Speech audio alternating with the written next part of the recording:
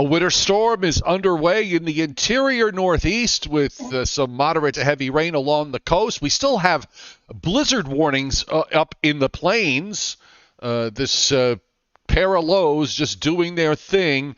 And we are going to talk about the very interesting long range that if you haven't heard about it by now because it's all over social media, well, you've been asleep. But no worries. We will keep you awake or wake you up right here on the Joe and Joe Weather Show, brought to you by Omni True Value Hardware at 1226 North Wellwood Avenue in West Babylon, New York, and Southwest Suffolk County on Long Island, serving the entire New York, New Jersey, Connecticut tri-state area with everything you need. They are Long Island's largest rock salt source. They have all the great snow and ice melt products like Mag, Ice Pellets and Flakes, and Pellido. And, of course, no one would be disappointed if they found not one but two snowblowers on their Christmas tree this coming Christmas, and all the other supplies you might need to get you through a winter storm. 631-756-1125. Nowhere can you find better prices, and the website is Omni True Value. I was hoping to do a little reverb here. OmniTrueValue.com. And surprise, surprise, I didn't know this till the last minute, till the man sent me a message on Messenger and said he wanted to be on our little old show tonight. So we have with us our good friend and beautifully decorated background, by the way. I mean, really, you shouldn't have.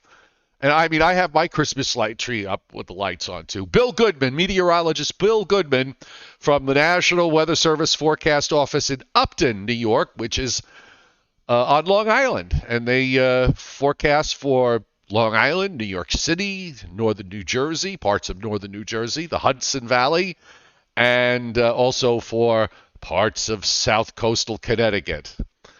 Yes. So good to have you on board. I understand. It's always a pleasure.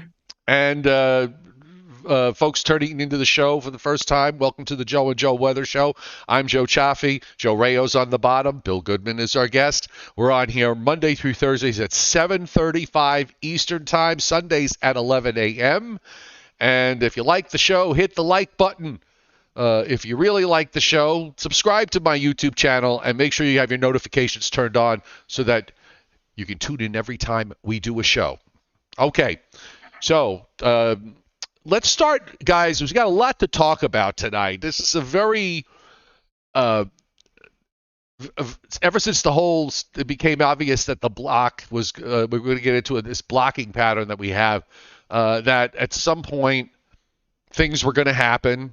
And things are happening now. So we've got this storm system, Bill, in the interior Northeast. But this one's been very tough to forecast for a different reason. Normally, we're struggling with the rain-snow line. And we're struggling with that now. But there are big topography issues here because you've got winter storm warnings in one area, then you go just to the east or just to the west, and because of topography, there's no winter storm warning, and then you go a little further west, and then there's another winter storm warning. And if you're on the bottom end where the rain snow line actually is, it's really creating a headache in terms of trying to figure out what's going to happen. Yeah, very elevation dependent snowfall. My question was longer than answer. I think I lost your audio there. I thought. What I was getting at is this particular storm is really proving a challenge to forecast because now we've weaved into the equation. We have to weave in topography. We have to weave in elevation, valleys versus mountaintops, and so on. And it's creating some really weird things as far as the forecast is concerned. I mean, Joe and I were talking about this last night about as I refer to it as Les Counties l'Orange or Orange County was a bit of a challenge to figure out what's going to happen there. Yeah, it was. With it being elevation dependent, we don't issue winter storm warnings that depend upon elevation. like, okay, is half of Orange County going to get 6 inches or more? And if it is, we put up a warning. If not, then winter weather advisory. But which is what you ultimately went with. yes, that's right. And I mean, the differences in snowfall between the valleys and the highest elevations, when you get out, the hills around Port Jervis, Otisville, all that stuff that you see when you're traveling either side of you when you're going Interstate 84. Some of those peaks will probably get 6 to 10 inches. Valleys, maybe half that. This last time I looked, there were some 2-3 inch reports that were on the Jersey side. No, basically for me, and this is my own forecast that I post on Facebook each day, and for Orange County, which has always been a pain in the what, because I've always said that of the 4 counties that we used to forecast specifically at News 12, Rockland, Westchester, Putnam, and Orange County was always like on its own. It was always like, you could never lump Orange County with any of the other 3 counties because of the topography and because of the positioning of where they were. Anyway, for today, I said for Orange County, south of I-84, that goes all the way down to the Rockland County line, a coating to 4 inches. And I said north of I-84 in Orange County, 4 to 6 inches. And I'm just going to let it go like that. I mean, we used to get phone calls from people in Orange County. You said we were only going to get 6 inches, and I got 14 outside my driveway, that kind of thing. It just gave us a total headache as to trying to pin down what was going to happen at any given moment in Orange County. But anyway, it looks like if you want snow and you're in the immediate New York City area, then get in your car and travel on up to Orange and points north and west of there, because that's where it's all happening. Right here in Putnam Valley, guys, we have rain. Temperature last I looked was about 36 degrees. There was some icy spots here and there. But, I mean, unlike last Sunday, where we had a solid 1 or 2 inches of snow, this time around we got nada in the snow department. And as I said last night, I think the reason why this is so much different from Sunday is that on Sunday, even though the boundary temperatures were about the same, we had thicknesses of 530, 532. The layer of colder air aloft was much deeper and allowed for snow to penetrate much further down through the column and down toward the ground. Today, our thicknesses right off the bat this morning were already above critical at 542. I think they're supposed to go, based upon what I saw on the NAM-FOOS tabular data, up to maybe 545 or 546, something ridiculous like that. And you just can't make snow when the temperatures aloft are so warm and the temperatures down below are above critical, above 0 Celsius. So that's probably why I don't have much of anything snow-wise today, as opposed to last Sunday when we did have a little bit of snow out there. Yeah, I think a couple other things that are going to work in Orange County's favor, at least that western section. Those valleys, the flow is channeled usually out of the mid-Hudson Valley. So you have a north, if the overall flow is out of the northeast, you're going to get a north flow down the Hudson Valley, and it's going to make a right turn down the valleys of Orange. Areas to the east of that probably have an east-northeast flow, and that's just milder air. There's no way you're going to hang on to cold air in a situation like that. The other thing, go ahead, Bill. I'm sorry. Go ahead. Yeah, the other thing I noticed was that it seemed like the warm air aloft was also skipping western Orange, and that's I think that's kind of a twofold thing. There was some dry air coming down from the northeast that was that was probably responsible for that. So when you have evaporative cooling of any precip that's falling, you're just not going to warm up as much. Not like there was a really screaming southwesterly jet to really push warm air in aloft. So then, of course, the other thing that's like dynamic cooling, and also just the cold air supply coming in from the northeast. So that's that. Yeah, it's a different, really is a different world there, meteorologically speaking, too, for this event. Oh, well, I got the hazards map up from the Weather Service. It's one of my favorite products that you guys have, by the way, where I could plot I don't have to plot the observations. They plot themselves, and they update themselves, and I just have to hover with my mouse and get the full observation from any just about anywhere.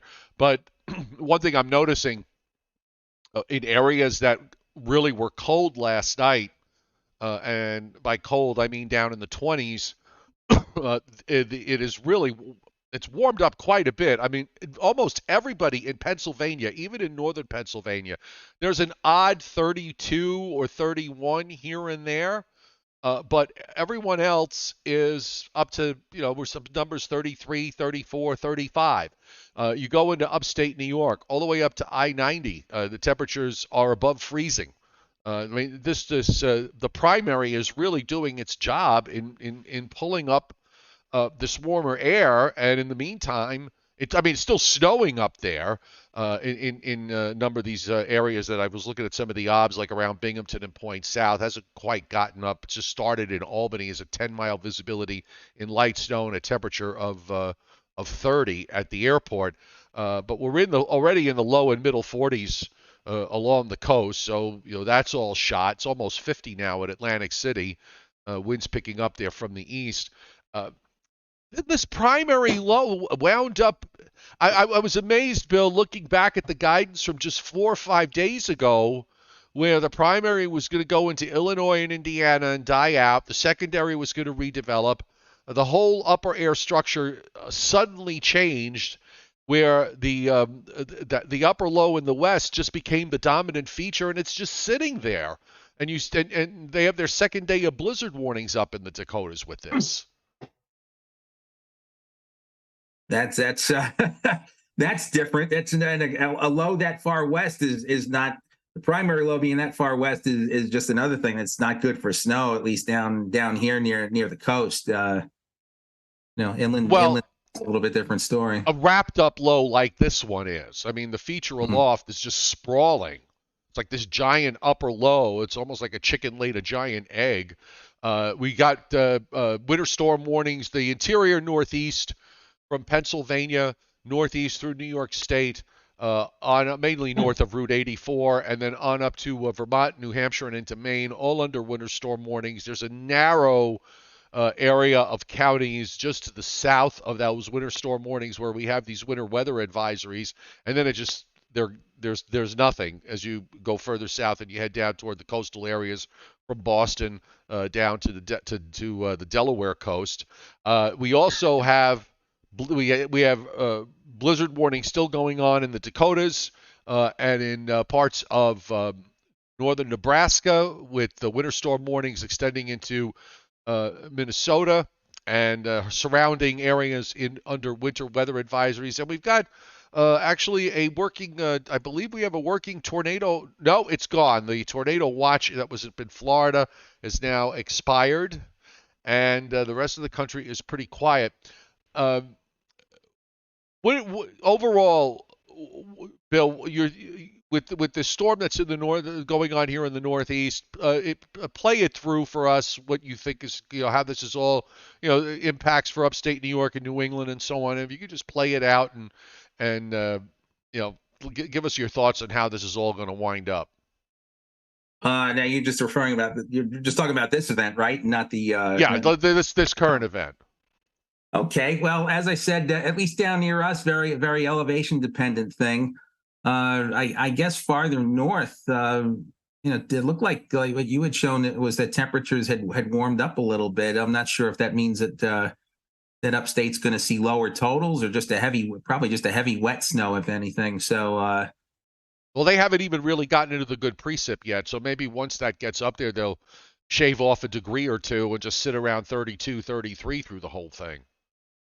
Yeah, that's possible. Once it starts to, once it starts doing something, they'll just cool down, sit around or just above freezing, and you just get that heavy wet snow. I think even you had when we were looking back at that, we were back to Orange County. It was 32 at Montgomery.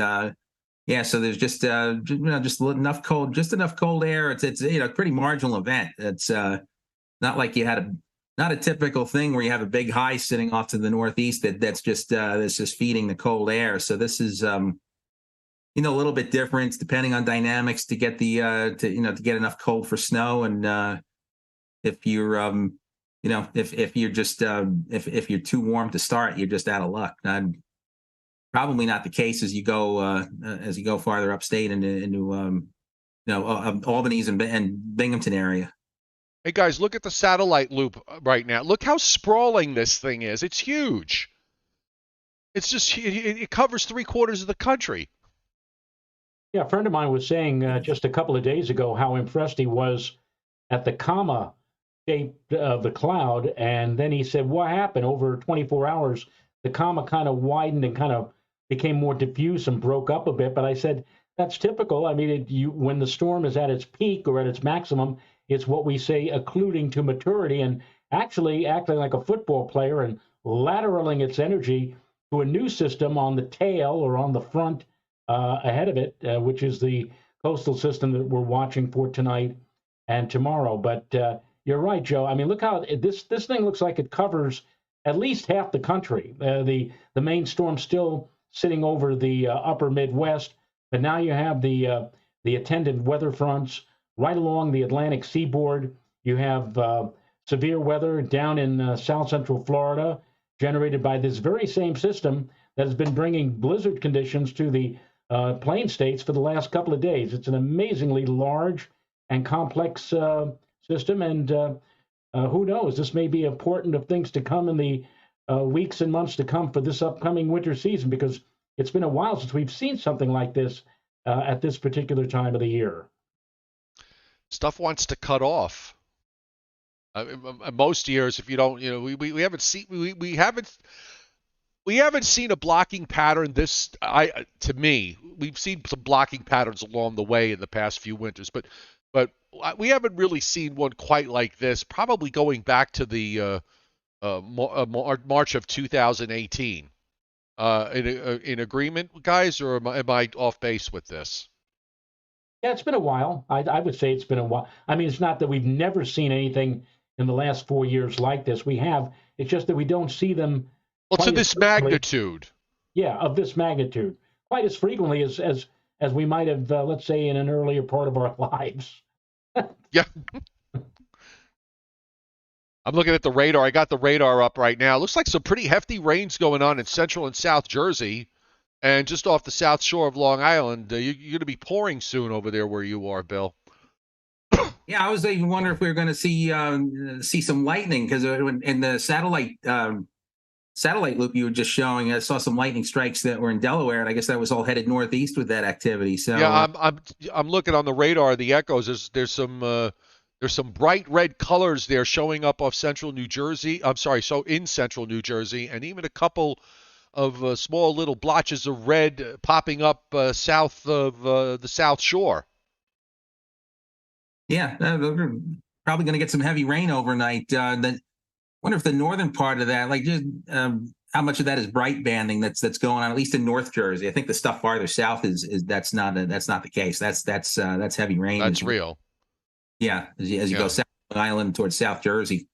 Stuff in central, I'm not quite sure. That's about where looking at the dual pole radar data, where we can see pretty clearly where the rain snow line is, at least aloft. I know it was someplace north of Trenton, and I had thought that it might advance a little bit and then might actually sink back for a while this evening before really making the push overnight. At least going farther west. I don't think that's the case.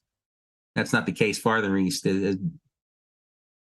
Connecticut, Long Island, in the city, they're obviously there's aloft is already probably warmed up above. To make sure, guarantee that it's all rain. All right, I'm just updating the Weather Service's digital forecast map here, so we could take a look at some of the forecast snow amounts, and just give me a moment, because I wanted to make sure I had some new numbers and take a look at what they're doing up there. So they're big time numbers showing up. There's a 25 and Chuck Cardillo is not on the chat board tonight because his wife sent me a message saying that he wasn't going to be able to do the show because he's going to be out. He's out shoveling snow, and he's up at 3,000 feet in the Catskills, Bill. And there's one of these has got to be Hunter. One of these has got to be Hunter Mountain on the digital forecast. I see a 30 print. a 30-inch print, and a 25-inch print. Wow. I mean, are we now the Cascades? Are we now the Sierra Nevadas here?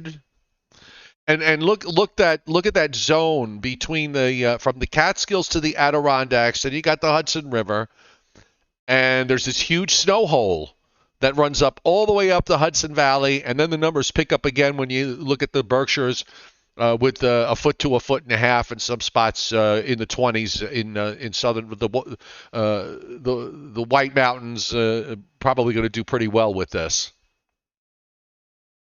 Looks like it. That and I get the Adirondacks. It looks like the Tug Hill's gonna do pretty nicely once this blows through. We get some westerly flow off the lake there.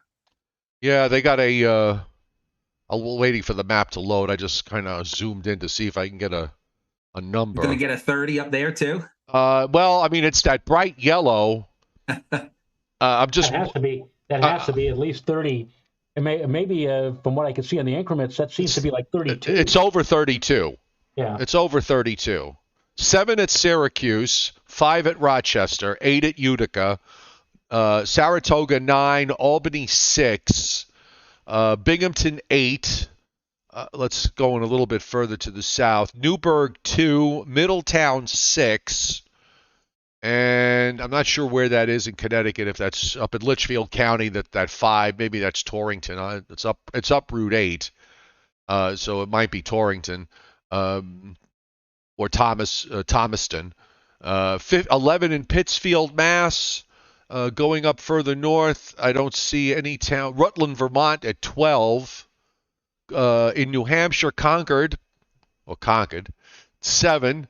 Manchester is 1 in Nashua, and 17 in Conway. And then on the main side, you've got some foot to foot and a half amounts away from the coast.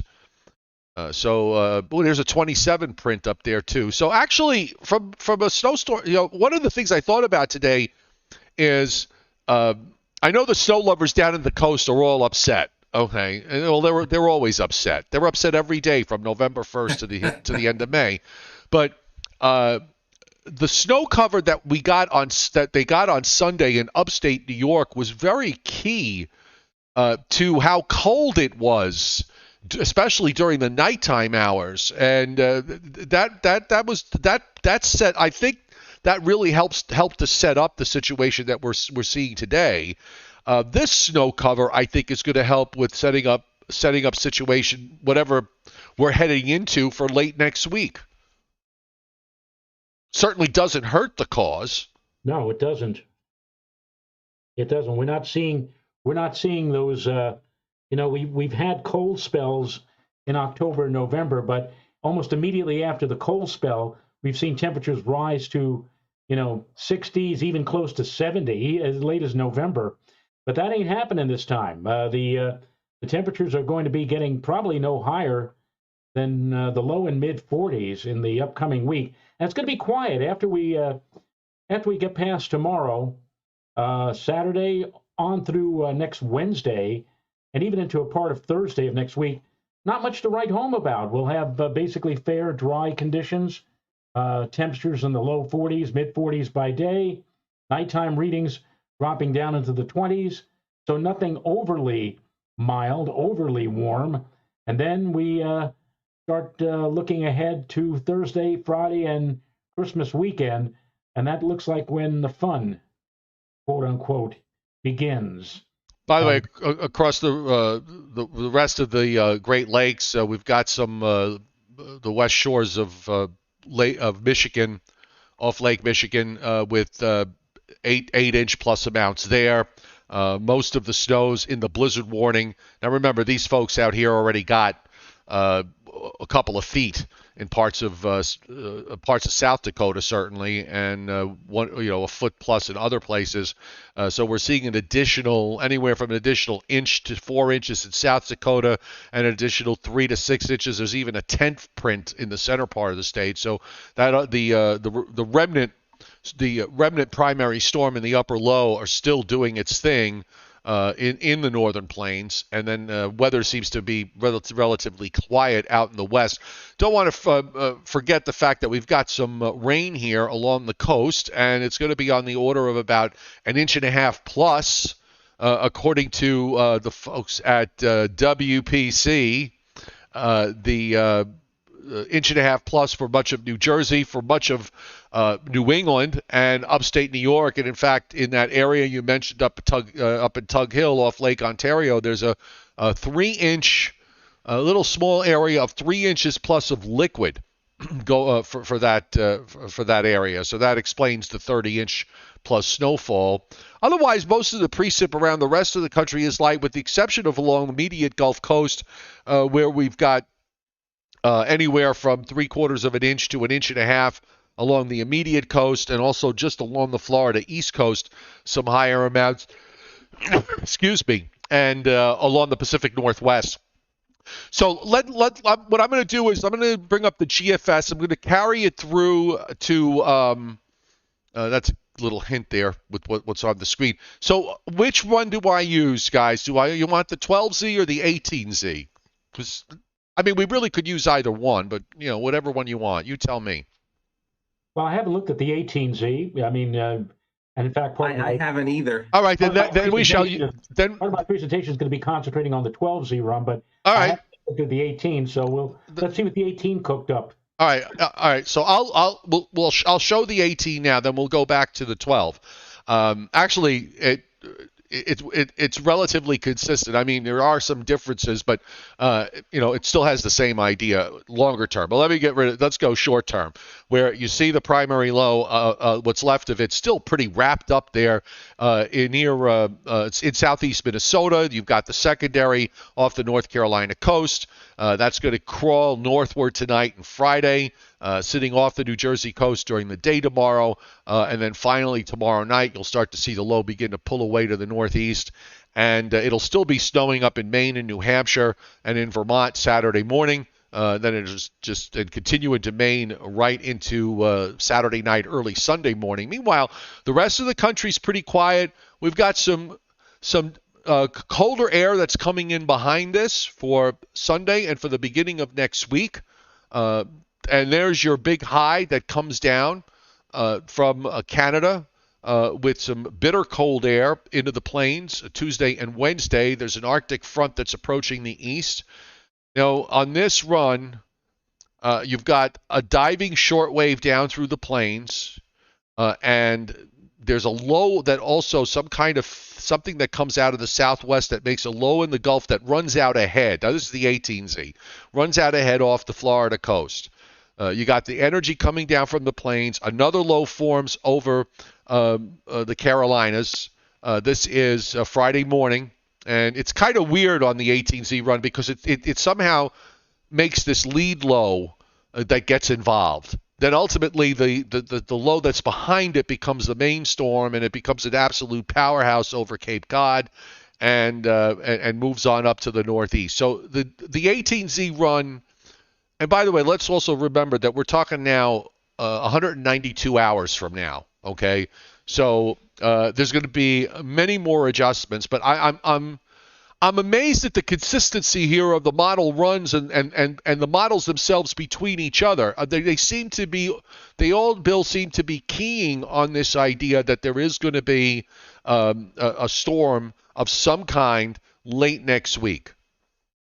Yeah, I agree. I think just about everything that we were looking at this afternoon showed it. The snow geese at the office were honking because we saw, not to steal too much thunder from you, Joe, but I guess we saw some parallels to some past storms that, of course, things will probably change quite a bit between now and then. But it's funny how especially the GFS, we know like a week out and even the Europeans sometimes they'll see something, then they'll totally lose it.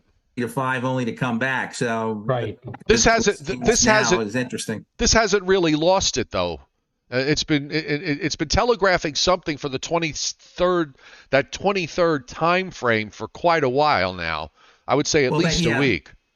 That is, yeah, maybe even longer. I guess that farther back it was looking more like an inland runner, but I guess that was really before we got into this pattern of sustained cold. And where's it going to go when you have that going on?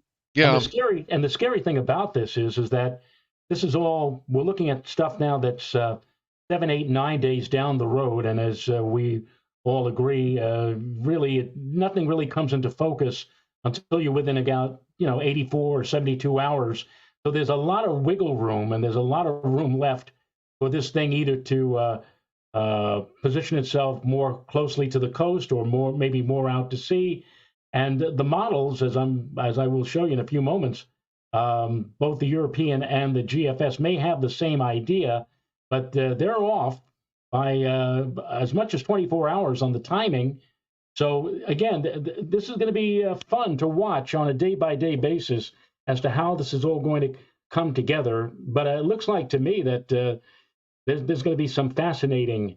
You haven't used that term so far this year, Joe. Fascinating. No, I haven't. By fascinating, everybody. Actually, there's a few people messaged me on Facebook, including he didn't message me, but in a comment, Bill Griffith, who used to be he's retired now, but he was an anchor on CNBC for a long time, and he messaged me. He said, "Anything fascinating yet?" So I said no, but yeah, I answered back. Basically, one will make sure that you'll be the first to know when there is. So let me just acknowledge we had a super chat from Anthony Orr, and we had some other super chats. Thanks for hitting this tip jar. Unfortunately, I can't. Howard A. and Anthony Orr were the two that I had listed here. And you're right, we did have a couple previous to them, but we got so involved in the weather, and the chat board has been going, really fast. So we kind of lost out on those. So again, second night in a row, we apologize to those who we did not acknowledge on Super Chat, but we always thank you very much for your little tip or big tips or whatever you're providing to us here at Joe and Joe. It buys cigars. I'm happy. So now Joe's going to do. Joe's been alluding to some comparisons, Bill, with the groundhog snowstorm from 1976, and he's got a PowerPoint going. So Joe, you take the board, and I'm already shrunk myself down to a very, very tiny little box in the corner, and, all right. And go ahead and do your thing. Well, before I do my thing, I want to bring up here. Why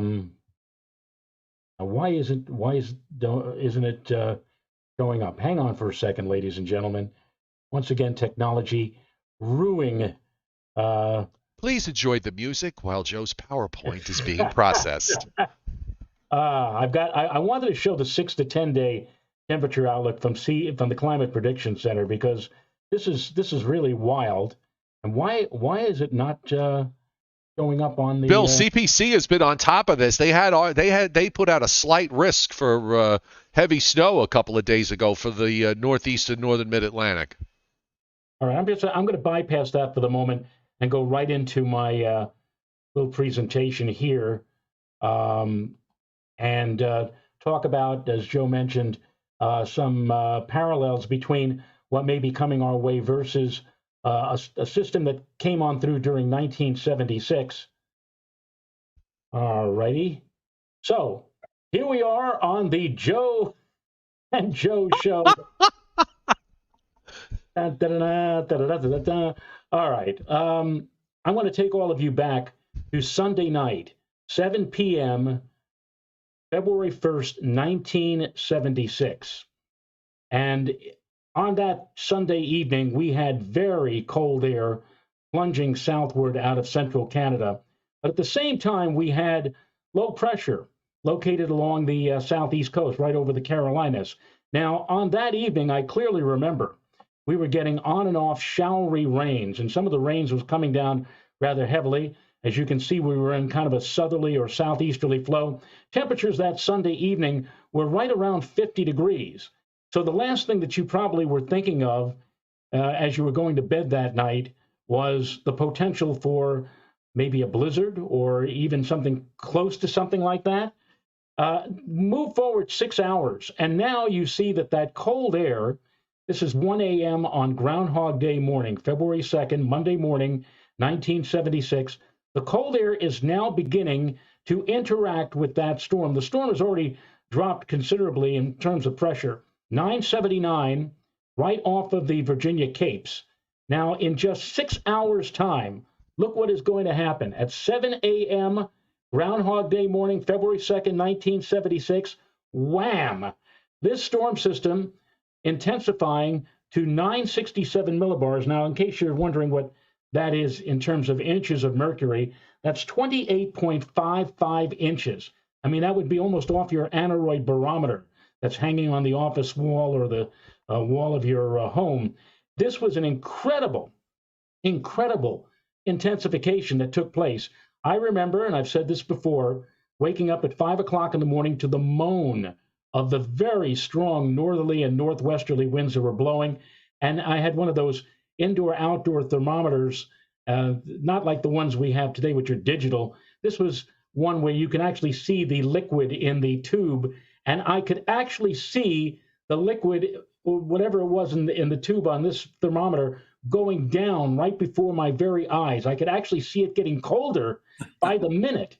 And the rain, which was, again, heavy and showery, the evening before, the rain had turned almost instantly into snow. And now it's blizzard-like conditions. I mean, it's white-out conditions outside of my window with the falling temperatures and the winds blowing at like 30, 40, 50 miles an hour.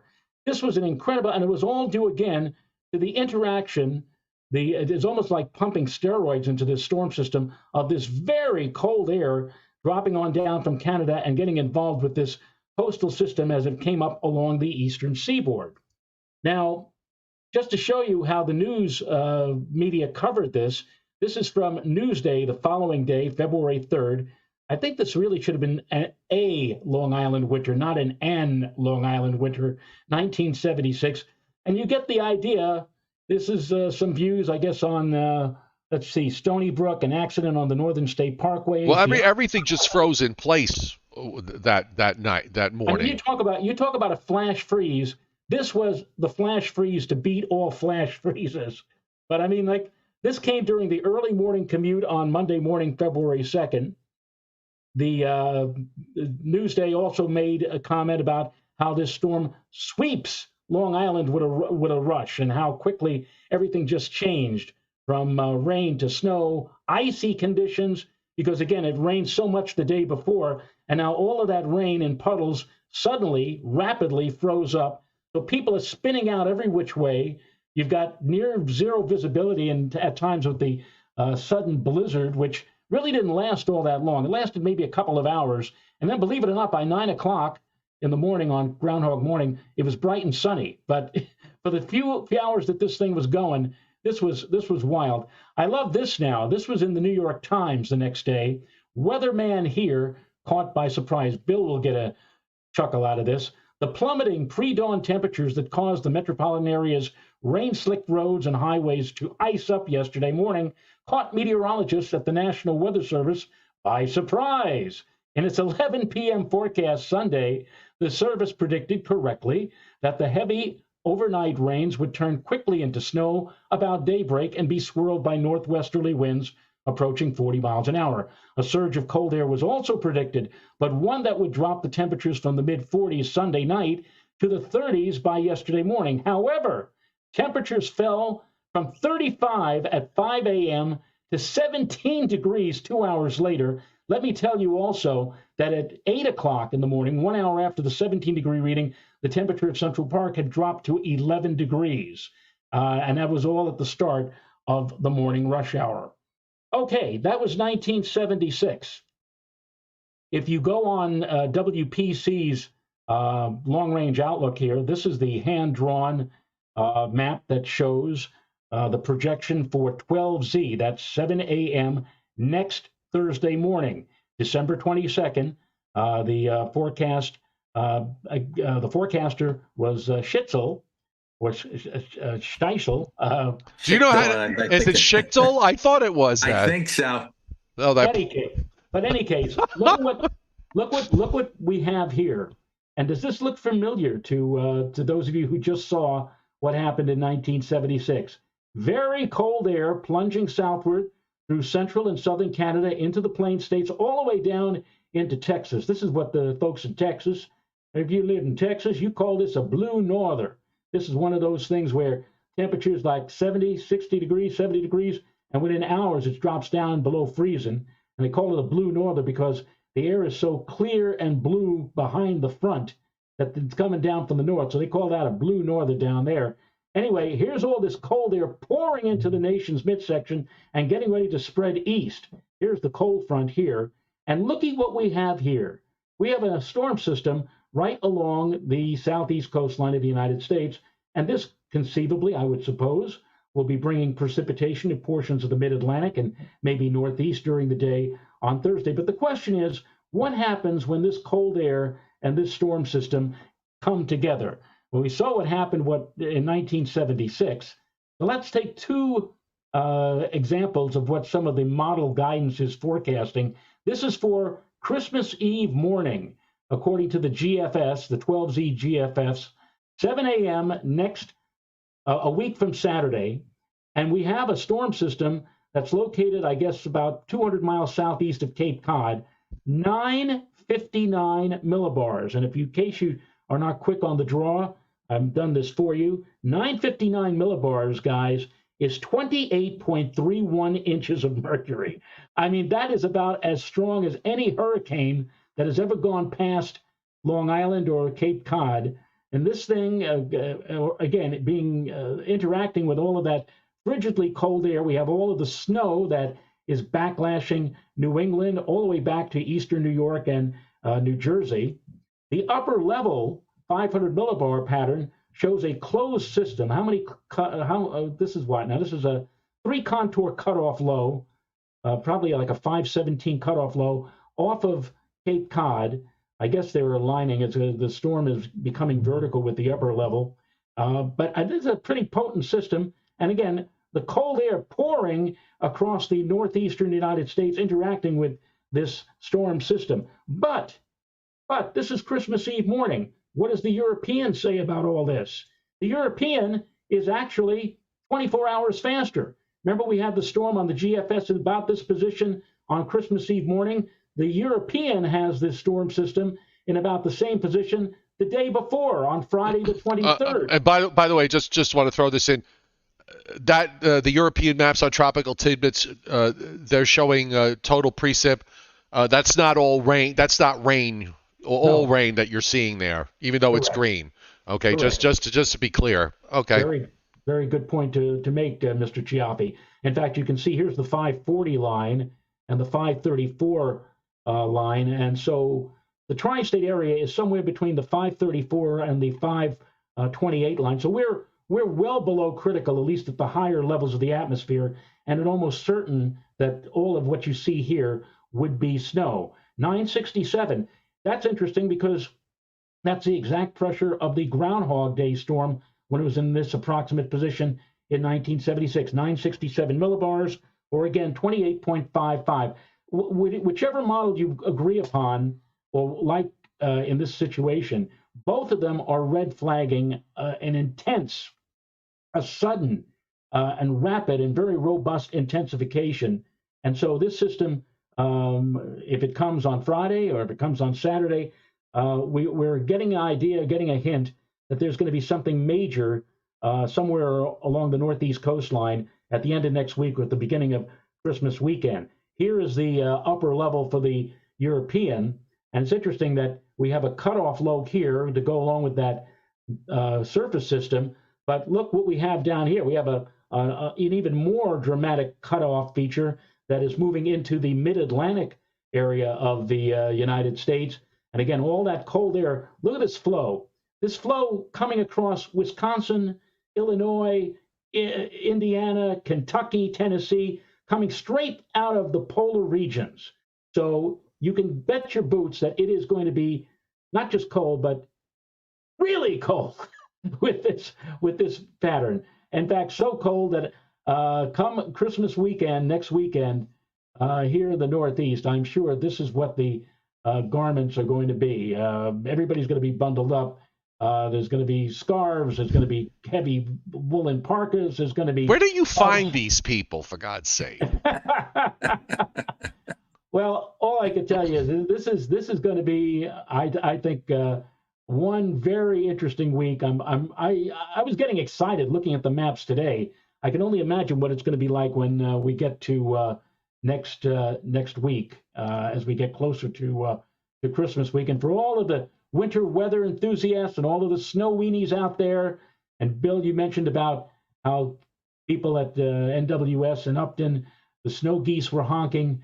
If you're into, dynamic meteorology, and if you're into, really potentially active, wintry, frigid weather, then you're going to be in your element probably as we get on toward the latter part of next week. Bill. Yes. So we would like your always humble opinion on what you think about the pattern next week going forward, and I can oblige you with whatever maps you would like. So just let me know what you want, and I'll put it up on the screen. Okay. Yeah. While Joe was talking, I actually did get a side by side from Weather Bell of the 10-to-1 snowfall from the that they're both generating out of this. I wonder if I can actually. The sharing capabilities are there. So while you're figuring that out, let me acknowledge Brandon Doherty for hitting Super Chat tonight. Thank you, Brandon, for hitting the tip jar. And we have just one comment I wanted to just call attention to. Where did it go? Oh, now I can't find it. All right, well, this wasn't it, but Masato Negai, I hope I pronounced that right. He says, is this even confirmed to happen, or is there a chance that it just vanishes tomorrow? Well, yeah, nothing's confirmed, Masato, and welcome to the channel, because I don't recognize your name, so you're new to the chat board. Nothing's confirmed. We're just speculating about what the models are doing and what we think is going on in the overall pattern. And John Poulat, or Pullout, climate engineering. He says weather warfare been going on for decades, much worse since 2009. And I will just tell you that, well, this is what we're engineering for late next week. We've just decided to be gracious in this Christmas season and let everybody know ahead of time. So this is what we're working on. Okay, just letting you know. All right, Bill, it's all yours. All right. So can you see what I'm sharing here with the side by side of the? It's like an Amana side by side refrigerator freezer. Go on. All right. Well, I mean, it's you can't sneeze at this. It's funny. A few days ago I'd seen some European ensemble members showing this with what had been previously an Inland Runner, and I was kind of laughing about it. I said, that's not going to happen. And now, now we're setting the table for it. So just really interesting. It looks like get the white Christmas watch on for the be snow on the ground on Christmas Day if this in much of the Northeast if this comes to pass. Well, which model is which now? The is that the GFS on the left, on the right, and the European on the left? Yeah, it's today's 12Z GFS on the right, and the European on the left. Those are 10-to-1 snowfall ratios. I didn't look at Kuchera or anything like that. Well, yeah, well, we could just use the 10-to-1s. I mean, they're basically reflecting how much precip that the model produced. So. The white areas are what, a foot plus? Yeah, they look like they're a foot plus. Dark blues are 6+, and I guess those darker. Oh, help me with my colors. The darker blue. Yeah, the darker blues, that's 6+, and then those lighter colors, that's 12+. And I see some bullseyes, at least in the GFS. Anywhere 18 to 24 running from about southern New Jersey up to Cape Cod. And that doesn't mean it's going to happen there. No, I'm sorry. I have to laugh because I'm thinking of the times over the past number of winters when we looked at some of these snow maps when the models have done really ridiculous things in the long range and they've put out, prints of 35, 40, and 45. And then you've got, the poor suckers that are out there that look at those maps and take them literally and they run with it, and it just suddenly occurred to me that, remembering back to some of the more ridiculous things that some of the models have done with these snow maps. There's no magic to these snow maps, folks, just so you know when you look at them. The model generates a certain amount of precip, and the algorithm calculates it to a 10-to-1 ratio, and that's it. I mean, you could do it by hand. Just you don't really need a map for it, but people like to see things on maps, and they make wonderful fodder on social media. But have you looked at both the European and the GFS today? Correct? Right before going on, I was wrestling with the today's storm, and just overheard the chatter in the office, and as soon as I got home, started. Well, you know how weather people gossip.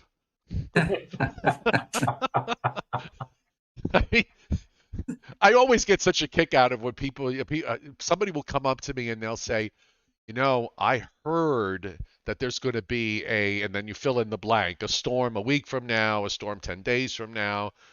And I'm like, what gossip mills do you hang out with when you sit around talking about, about storms? I mean, these are non-weather people that do that. Looking at everything going on, I certainly, and Joe and I have been talking about this for the last couple of weeks, and we've made a couple of references to the fact that anytime you go into a blocking pattern, to me, it's like a clicking, you're basically a clicking time bomb. At some point, something's going to blow somewhere in terms of storm development. And we are seeing that now at a point where the block has kind of reached its peak intensity. There are ways, even though all the puzzle pieces are there are a number of ways where this may not happen. I mean, we should, I just want to bring that up. If we're talking about two streams in the jet, the south and the north, and you know what? Let me just bring it up on the GFS so this way everybody, gets what I'm talking about here. We'll go back to I got the 12Z here. I'll put it up on the screen. Just give me 1 second. I'm going as quickly as I can. And we have another super chat hit from 007. All rain in New York by me at KLGA. KLGA. Yes. Thank you. So here we go. So first of all, you've got the first thing that's got to happen is that this big amorphous upper low that's in the plains now has to move across and get out of the way, which it does. Then you've got something that comes down from Canada and forms a new upper low. This is on Wednesday near Lake Huron. And this is like a lead shot of cold air that comes in. And then part of that pulls out, part of it starts to rotate back. And behind it is this negatively tilted shortwave that dives down into the northern plains and pretty much phases with this new upper low that forms near Lake Superior and then rotates up in negatively tilt fashion. And I looked at this today, guys, and I said, you know what? It's wonderful now on a long range at 192 hours that they print out the perfect upper air. You know it's not going to be like this. You know that it's not going to be this way. Yeah. Well, as I said earlier, there's plenty of wiggle room time, and unfortunately, you're right. If this were 24 or 48 hours from the event, you'd be jumping up and down like Mark Gastineau used to do when he tackled a quarterback at Shea Stadium with the Jets back in the 70s. That ain't going to happen. There's plenty of wiggle room. The question is it going to wiggle the right way for snow lovers, or is it going to wiggle the wrong way and cause some disaster or some major disappointment? But whatever, it looks like certainly a very exciting period of weather coming up for the end of the weekend, for Christmas weekend. Bill, what are your impressions? Just running through the guidance here on the long range, the upper air on the long range, with this block that we've got. What are your impressions about? I know you had said to me that that you thought December was going to be a colder month and an active month, and it might have taken a little while to get going, but we seem to have gone into that direction now. So have you come up with any ideas about beyond that? Because I'm looking at the this is the new European. I'm gonna just go back to the old one. I looked at both the European and the GFS. There still seems to want to be a tendency for higher than normal pressures up in the North Atlantic, at least out into the long range. Well, there's, one thing that I had started to know last time that I was on the show, we had talked about the cold kind of taking hold in mid-month in December, and then lasting. I know some of the longer range. The European usually likes to keep it warm. A long range European usually likes to predict warmth anytime it can. And when I started to see it go cold for January, I thought, yeah, that's gonna be maybe January would be interesting. And then there's I think we also talked about the December rule. You get a good snowstorm in December, and sometimes that sets the precedent for what goes on farther into the winter. So this is I think we have some interesting times ahead. Actually, Joe Ray, I'm wondering what you're thinking. I remember you had been talking back then about you thought the potential for like a very cold outbreak in January with the air coming straight out of Hudson's Bay was a possibility. What do you think about that? Tom Contino's been asking me that question on the chat board of me for the last couple of days. He said, Joe Ray, are you still expecting January to be cold and stormy? My gut feelings were going all the way back to October and November that this was going to be the year that we were going to see finally a huge outbreak of frigidly cold air. And that seems to be happening for next week. Yeah. But not to say that, there's still maybe plenty of that left over so that we may, or maybe what will happen will be that we'll go through this batch at the end of latter part of December, and then we'll have a few weeks for that cold air to kind of build up again over the polar regions, and another plunge will come in January. But I was expecting, or I was thinking that this would be the winter. It's been so long since we've had one of these kind of frigidly cold outbreaks, but here it is. I mean, the other day, Joe was marveling at the fact he was seeing on one of the models 1073 millibar high over Montana. I mean, when was the last time you saw something like that? Right, which by the way, on recent runs, it's not nearly as strong. I'm just going to run through the upper air again, just to show everybody. So starting with tonight, you can see the block here.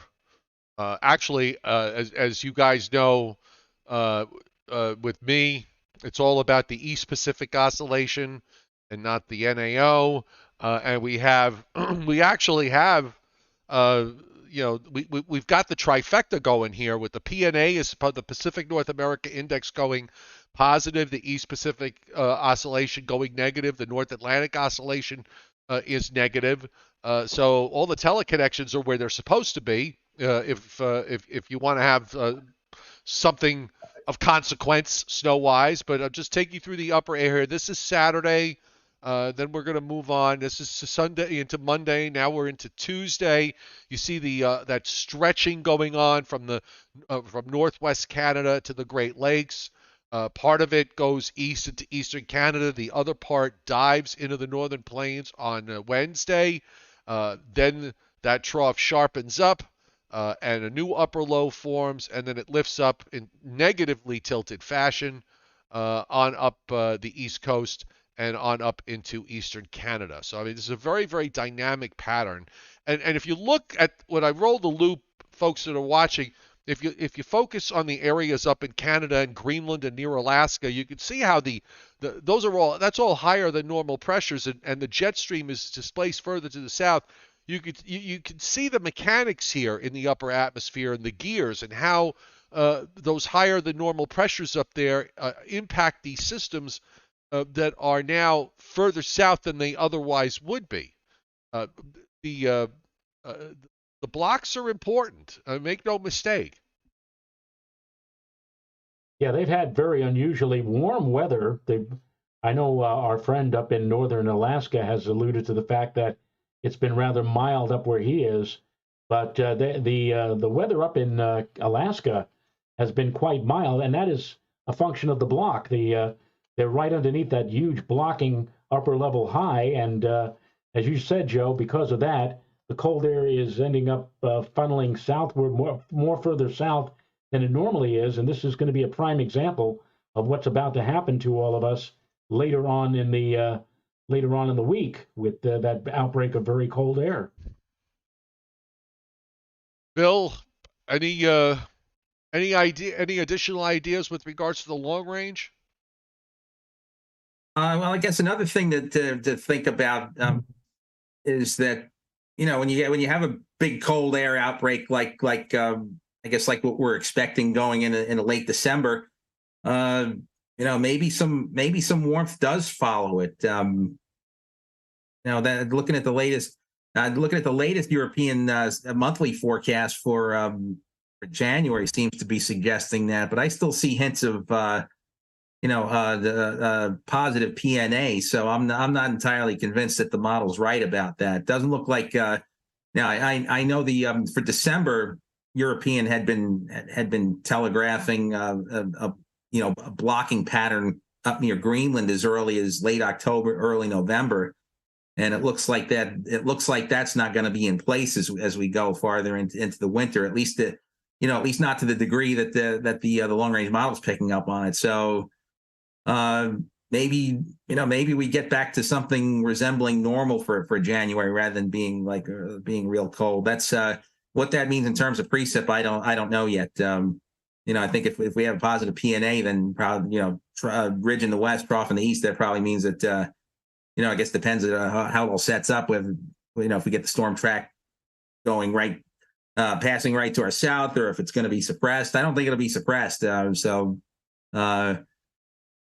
the Dayside Canadian operational was suppressed, but the GEFS, the Mrs. Ann, the Canadian Mrs. Ann Sambles, was not suppressed.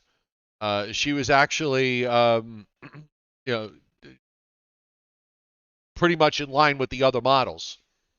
Now I'm actually talking longer range beyond Christmas. Now, I was just talking about this first because you mentioned about now suppression. If we want to talk about the system coming up, I know some of the chatter was like, oh, this looks like it looks like December 2010, right, a couple of days before Christmas with that the Boxing Day diving down out of Canada and and a short wave out ahead of it to phase with. Well, you know what, the Boxing Day storm kind of came to mind to me when I saw what the models were doing with this today.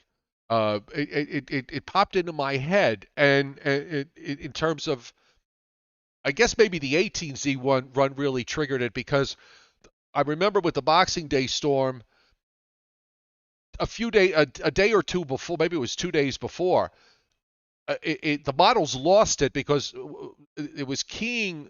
There were two short waves involved. There was the actual upper low coming down with the upper feature that was diving down, and then there was something already out there in the ocean, and the model for days was developing the ocean low. All of a sudden, the ocean low was gone, and in one run, it lost the storm completely, and then on the next run, it brought it right back. But this time around, it was the low was generated from the diving shortwave that moved down from the plains, and rather than from a developing coastal low that sort of came up from the Gulf of Mexico and over Florida and was supposed to move up the seaboard. I looked at this today. I said, you know what? That kind of reminds me of the setup with the Boxing Day storm. Yeah, in some respects. And that was one that the GFS got ahead of the European because it modeled that energy coming out of Canada much better than the European did. And usually we wait till it gets we like to wait till it gets down in the lower 48. When you have something coming out of central Canada, that you don't have as much time as you do, say, if it's coming on shore the West Coast. And a couple of days beforehand, at the office, we had seen that looked pretty good, and that we thought the GFS was right. And it was took about another day to convince everybody around us that was going to be the case. So but the fact that we're seeing it now either means it's not going to happen, or it's going to be one of these situations where the models see it right a week out, then they lose it and come back to it. So it'll be real interesting. Very, very interesting to see how this all plays out. Joe's got the 6 to 10 day. Joe, what's the time? What's the date period for this? December 21st through the 25th, Christmas Day, and that zone that you see in the middle of the map with the darkest shade of blue, that is 90 to 100% probability of below normal temperatures, and that encompasses, at least from my count, 18 parts of 18 states. So Christmas 2022 is going to be long remembered as one of those really, really cold Christmases. I'm thinking back to Christmas 1980, where I woke up to -1 in New York City, and also not quite as cold, but very cold Christmas time in 1983. So it has been a while. It's been about 40 years since I could remember such a frigid weather pattern aligning itself or coinciding with the Christmas holidays, and it looks like this is going to be it. By the way, guys, we only here in the New York area, according to this map from CPC, we're only going to be 80 to 90% probability for below normal temperatures, as opposed to Chicago, which is going to be close to 100%. What the heck is that? Why did that come up? Oh, I don't know. You're going to see a commercial come up in a second here. Keep going. I just had to bounce out of that. That was on my YouTube screen. That's not on what I'm sharing with all of you. We're fine. Just keep going. If you're wondering about precipitation, and you're saying to yourself, oh, maybe it'll be above, and we might get snow. Yeah, there it is. If that's what you're hoping for, with the very cold weather, if that's what you're hoping for, above normal precip, there it is across all of the Northeast. And that's probably why our friends over at CPC, when they talk about the probability of snow, they have a slight probability for heavy snow encompassing the lower peninsula of Michigan and also the upper peninsula, I might add, too, as well as portions of the Ohio Valley and much of the mid-Atlantic and northeastern United States for December 23rd through the 24th. That's a week from tomorrow and a week from Saturday. And if you want a white Christmas, there it is. And I might point out that CPC has been highlighting that for more than a few days. You know, sometimes you see this on their experimental forecast. They put up something, slight chance of heavy snow, and it's gone the next day because things have changed or whatever. This has been very persistent for the last several days, and I'm sure it's going to continue to be persistent for the next few days coming up. So, Bing Crosby, wherever you are, if you're dreaming of a white Christmas, you just may get it this year. Bill, Robert Hill, who I've yelled at from time to time, wants to know if you could comment on the strong La Nina, the MJO, the EPO, the AO, the NAO, the PNA, the PDO, the CBS, NBC, ABC, Fox, ESPN, and any other acronym, and the IRS, and any other acronym you might come up with. XYZPDQ is right. Exactly. So take on the La Nina. We talked about the EPO and the AO and the NAO already. Let's talk about maybe the La Nina and the MJO and the Mad Julian oscillation. Sounds like a '60s dance, but maybe you could have some thoughts on that. Oh boy, I haven't looked at it since I did since I concocted went to Weather Outlook. I guess that was kind of feeding into what my thoughts for how December would play out. Usually our big snowstorms. I know there's a specific phase of the MJO, phase 3 or 4 from what I remember, where we seem to, like, at least New York City snowstorms. Yeah, Adam Lowe says the MJO in phase 2 or 3.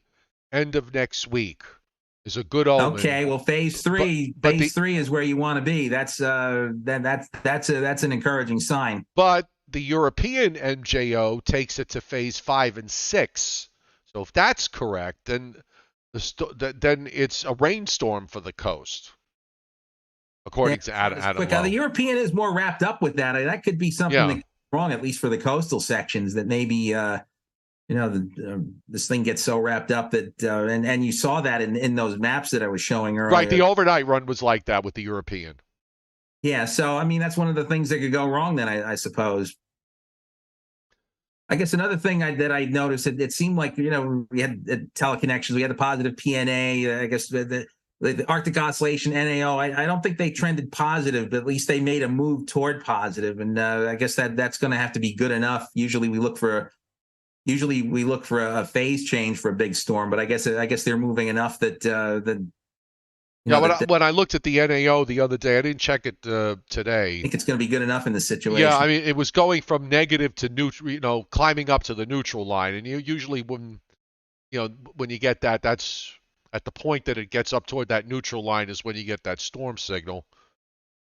Yeah, I mean, the NAO now all of a sudden is like just barely negative. It goes only slightly negative now, and then it just kind of hovers just under the neutral line. This is off the 0Z and Samples.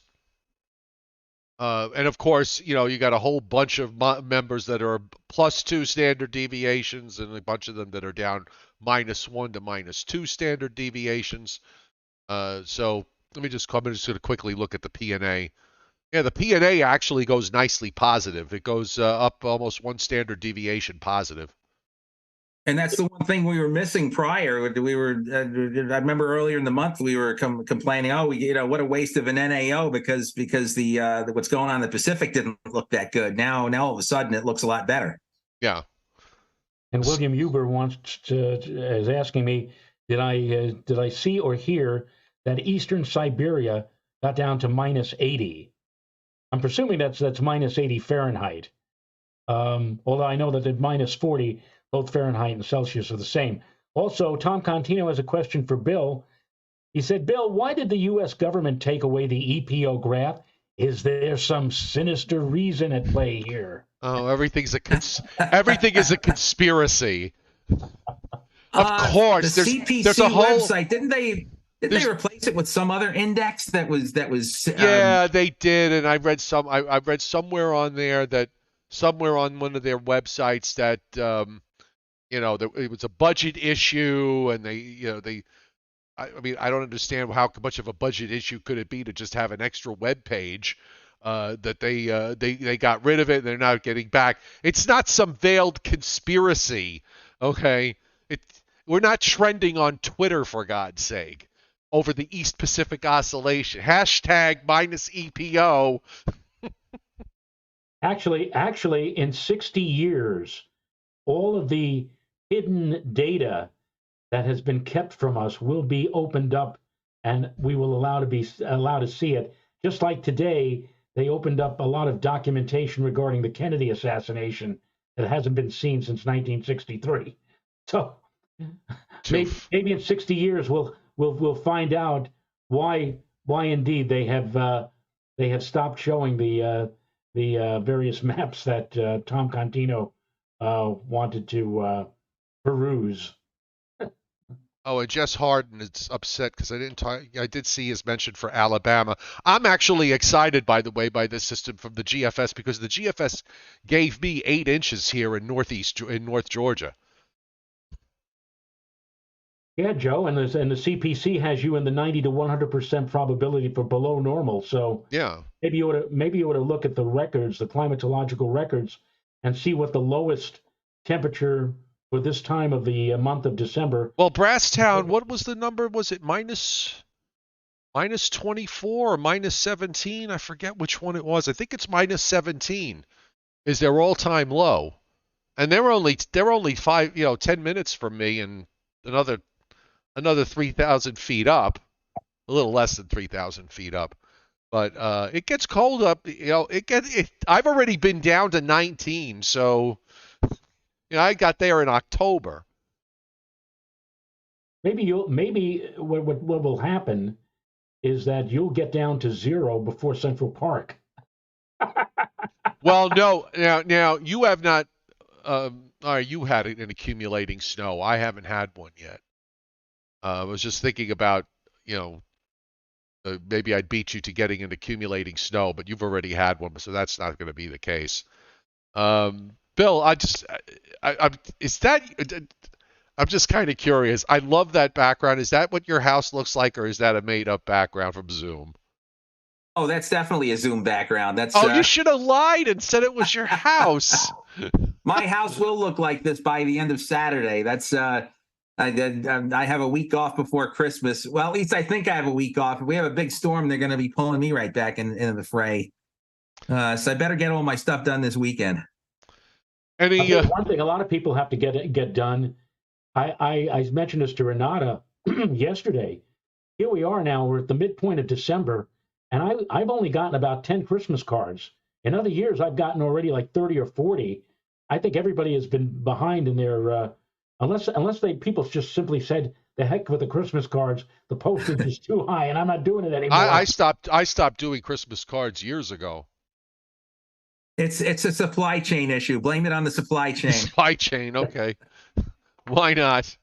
And David Scott, an answer to your question, what is the largest single snowfall recorded in the month of December at Central Park historically? I believe, even though it has now been rivaled by other storms later on in the winter season, I believe in December, the storm of December 26, 27, 1947 still stands above all other December storms with 26.4 inches of snow total recorded on the day, beginning the day after, or the morning after Christmas in 1947. Frank Field, the great, who's going to be 100 years old in March, and we grew up watching him on Channel 4 and also Channel 9 and Channel 5, and he was on Channel 2 as well. He was on a bunch of stations, but Frank Field said that he was working at the Weather Service, then when it was U.S. Weather Bureau, and he said that the MIC, the meteorologist in charge, looked at the storm and said, okay, here's the storm. It'll be moving out. We'll go for flurries and maybe an inch or two of snow. And, of course, that was the storm that kind of came back and sat there for about 12 hours. And, again, they got over like 25 inches of snow out of that. And I think that still is the all-time greatest single snowfall in the month of December at Central Park. Yeah, it had been the greatest all time until that one in 2016. I was always a little bit suspicious about that one just because of the way the snow was measured. But the one, oh wait, no, I'm talking about 2006. The one for 2016, that one, that's the late January 2016. That's the biggest single snowfall for Central Park. But yes, December. Did it start on Christmas Day or was it the day after when it started? My dad, the day after, I think. Yeah, and that 2016 storm, Central Park had 27.5 inches. Here in Putnam Valley, I had 11 inches, and someplace like 10 miles north of me was complaining about the fact that it barely covered the snow. That was barely covered the grass. The snow did.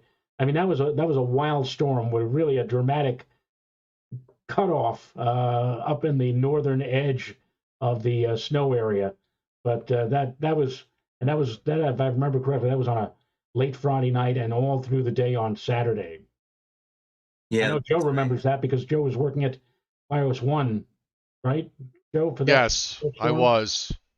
That must have been fun. I'm not. Let's just leave it there. Robert Hill hitting a super chat tonight. Thank you, Robert.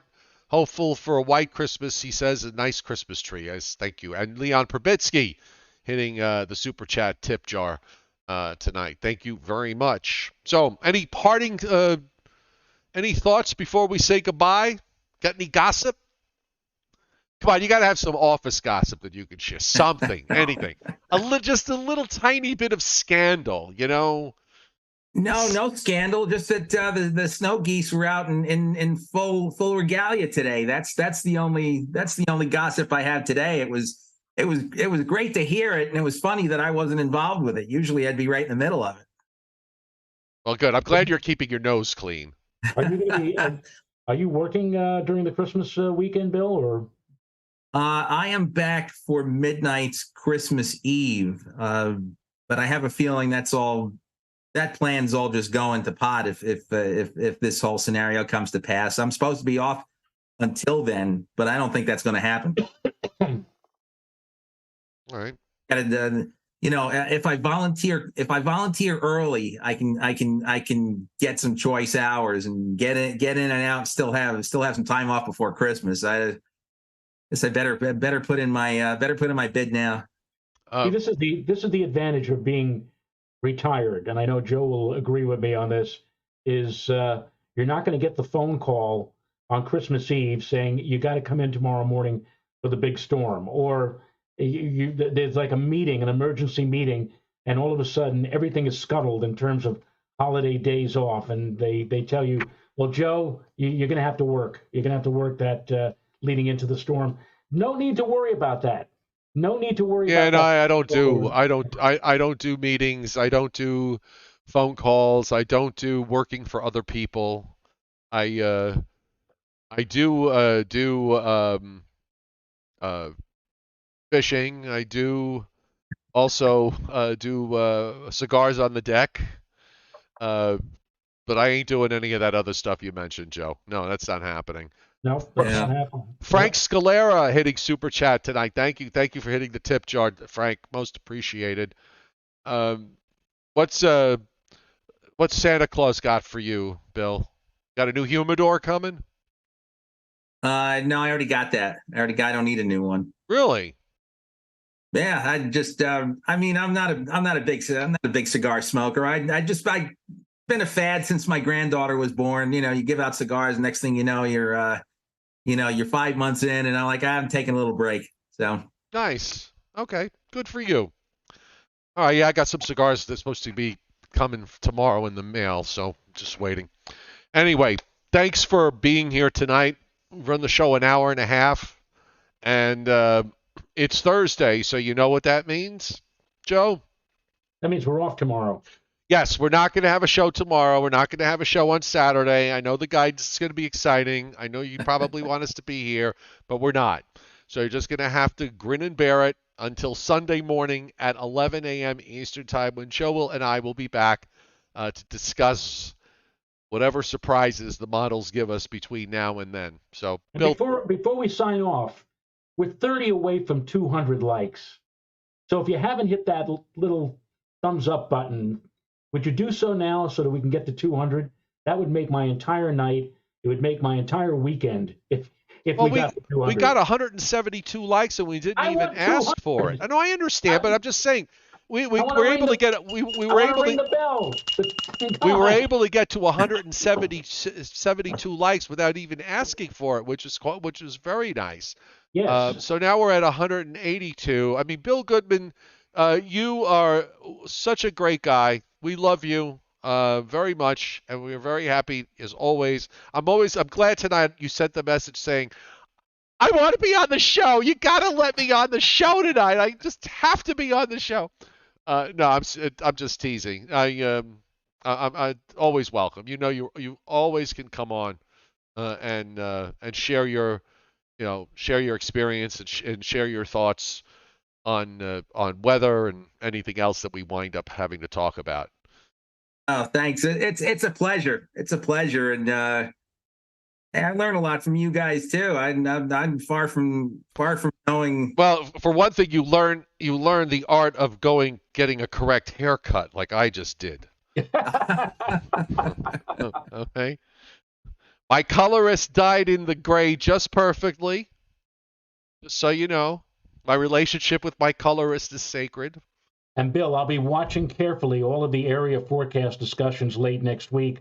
And if any of your colleagues bring up February 2nd, 1970, they don't have to say where they found out about it, but if they talk about analogs or whatever, and they talk about that storm relative to what's coming our way later next week, there'll be a big smile on my face because I'll know where that came from. Yeah, I might be able to finagle that, but sometimes they come up. I don't know how many of our viewers or even you guys are familiar with the. You must be familiar with the site at. I guess is it the SIPs.